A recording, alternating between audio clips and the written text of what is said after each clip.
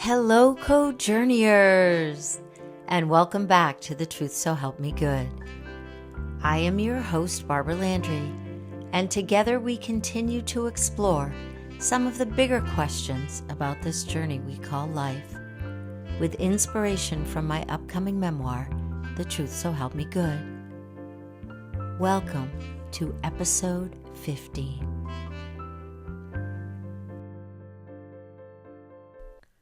I have just come home from watching the solar eclipse with my daughter and son-in-law. We met up at the local outlet mall, a place with a perfect vantage point. It was amazing to witness this cosmic phenomenon, and fun to be surrounded by other eclipse enthusiasts wearing their cool special eclipse shades. When I first got a look at the special glasses a week or so ago, I was immediately reminded of an exercise I used to lead as an infinite possibilities trainer. The training was based on a book by Mike Dooley.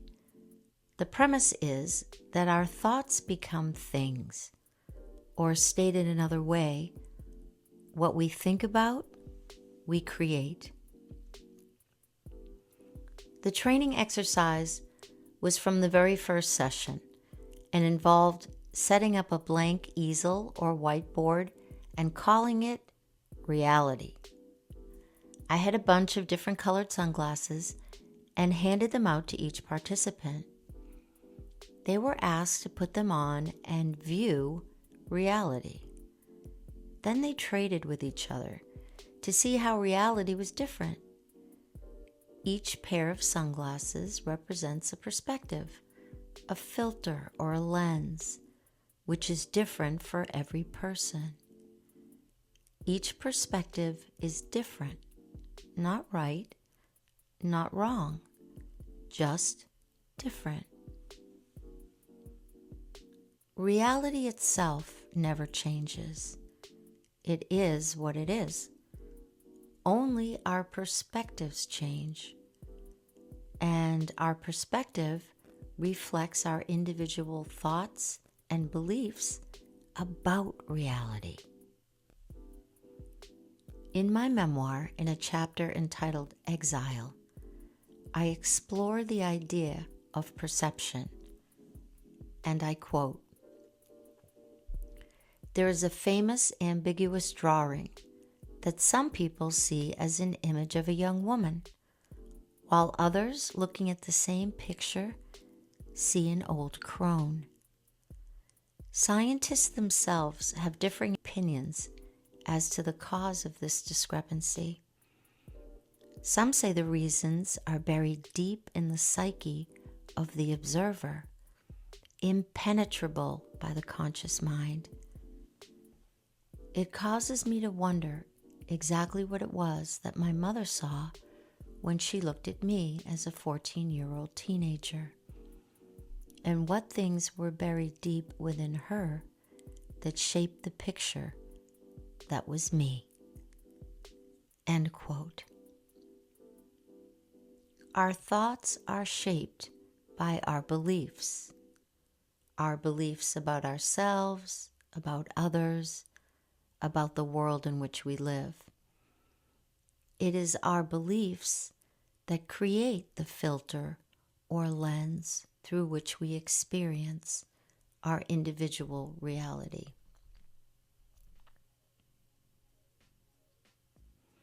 So it is worth exploring what beliefs we may have that limit us or distort our sense of reality.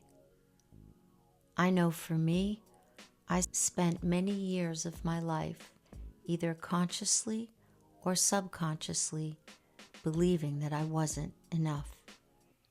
That in order to be a good person, I had to behave in a certain way and take responsibility for others.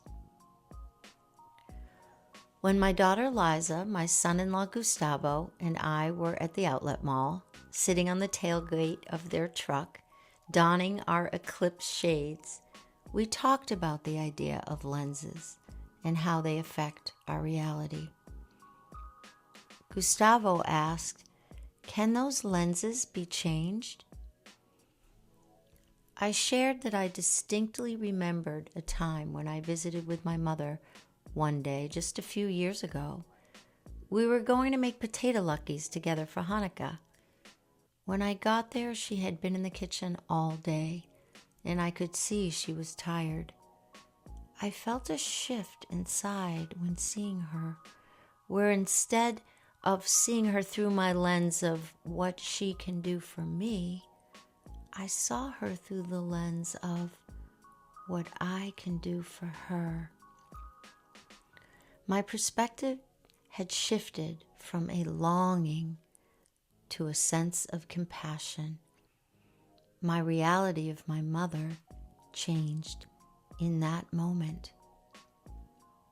Gustavo then shared that he recently had a similar experience with his father, when he learned that as a child, his father's birthday was never celebrated.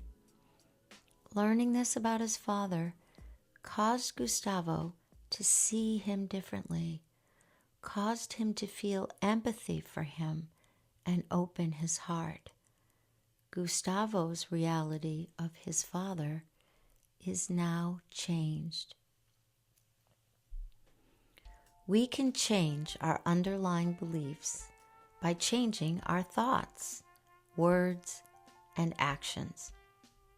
For example, and particularly as it relates to a parent, instead of thinking, "You did not do X, Y, or Z for me," or "You should have done blank for me," and withhold our love and affection, we can think, "I see you as a human being just like me, doing the best you can, and I am grateful for all you did." Our belief that we are owed something or were wronged then changed to the belief that our parents have wounds and scars and are deserving of love. Reality has remained the same, but our perspective is now changed. This past weekend was the 24th anniversary of a trip that my husband Tim and I each took to California for different reasons early in our relationship. We met up there, and while waiting for Tim to finish a day of meetings, I sat outside and read an article in a local newspaper. It was about the benefits of wearing rose-colored glasses. I had been familiar with the expression, but the connotation seemed to be negative, like wearing rose-colored glasses was naive.